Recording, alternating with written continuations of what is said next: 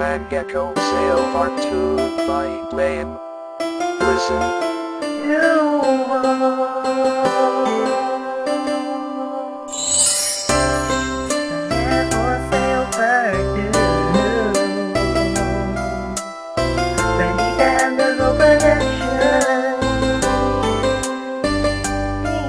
Bilang 15 ng 2010 nang sabihin mo sa'kin na ikaw ay aalis at ako ay iyong lilisanin. At ako ay nagtanong mo saan ka magpupunta, sabay iyong isinagot pupunta ka ng Italia. Hindi ako makapaniwala pagkat di ko tanggap na sa aking tabi malalayo ka sa isang iglap. Kinabukasan itinext ko kaagad ang pinsan ko, itinanong ko sa kanya alis mo ba ay totoo. Bigla akong napasimangot sa kanyang isinagot, sinabi niya totoo daw, agad akong napalungkot. Bagkus pumasok sa isipan, samantalahin ko na ang nabibilang na mga araw sa ating dalawa sinta. At doon na nag-umpisa nung birthday ng kaibigan mo, masaya tayong magkasama habang ipinapangako nga kahit anong pagsubok di tayo magpapatalo. At ano man ang mangyari sa atin ay walang susubok.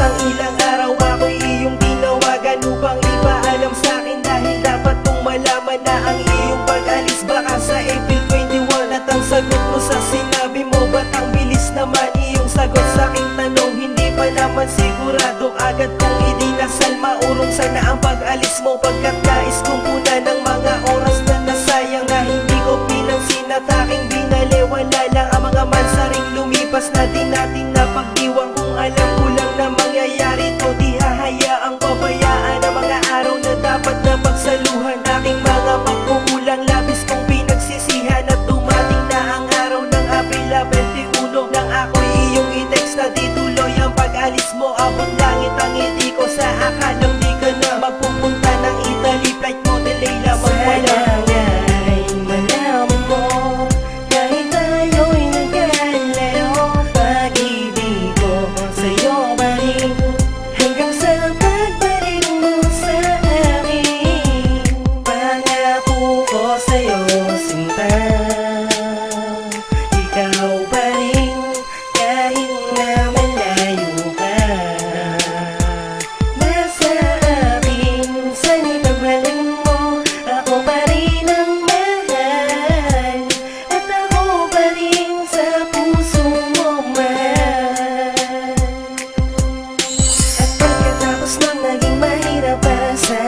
Magpalayo ka sa tabi at sa aking piling, pagkat ang puso ko'y nasanay nang nandito ka. Kailan ka ba magbabalik? Yan una kong tanong sinta. At sinagot mo sa'kin 1 year ka lang dun sa Italy. Aking sagot, sana nga boss yan ay mangyari, pagkat hindi ko kaya na haraping mag-isa ang mga mansaring magdaraan sa ating dalawa. At ang sagot mo sa'kin, basta boss huwag kang mag-alala, isipin lamang ang pangako sa isa't isa.